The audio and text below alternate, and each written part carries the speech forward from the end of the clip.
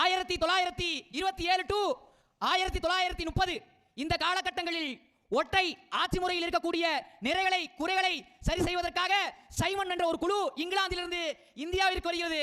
அப்படி இந்தியாவிற்கு வரும் பொழுது லக்னோவில் ஜவஹர்லால் நேரு அவர்கள் அந்த சைமன் குழுவுக்கு எதிராக போராடுகிறார்.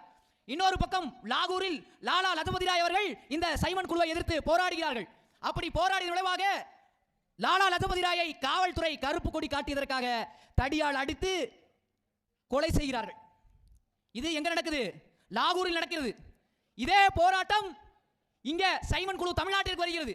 அப்படி சைமன் குழு தமிழ்நாட்டிற்கு வரும்பொழுது மதுரை திருமலை நாயக்கர் மகாலில் இந்த சைமன் குழு தங்கி இருக்கிறது. அப்ப அந்த குழுக்கு எதிராக கருப்பு கொடி காட்ட வேண்டும். இதுதான் போராட்டம், இதுதான் போராட்டம். அப்ப இந்த சைமன் குழுக்கு எதிராக போராட்டம், கருப்பு கொடி காட்டக்கூடிய போராட்டத்தை ஒரு தலைவன் முன்னெடுக்கிறார்.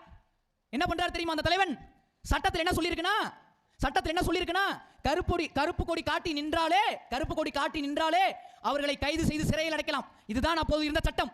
அப்போது ஒரு தலைவன் என்ன பண்றார் தெரியுமா? அவர் தலைமையில் கூடிய குழுவை இரண்டாக பிரிக்கிறார். இரண்டாக பிரித்துவிட்டு ஒரு புறம் ஒரு குழு கருப்பு கொடியை காட்டிக்கிட்டு சைமன் குழுக்கு எதிராக நடக்கிறது. இன்னொரு பக்கம் எதிர்க்கக்கூடிய இன்னொரு குழு அங்கிருந்து கருப்பு கொடியை காட்டிக்கொண்டு இந்த பக்கம் நடக்கிறது. சட்டத்தில் என்ன சொல்லியிருக்கு? கருப்பு கொடி காட்டிக்கிட்டு நின்றால் கைது, நின்றால் நாங்கள் சிறையில் அடைப்போம். அப்பொழுது ஒரு தலைவன் தான் அந்த கருப்பு கொடி கூட காட்டக்கூடிய போராட்டத்தை சீரும் சிறப்புமாக செய்து முடித்தான். அந்த தலைவன் தான் இந்த தமிழ்நாட்டை 9 ஆண்டு காலமாக ஆண்ட படிக்காத மேதை ஐயா காமராஜர் அவர்கள்.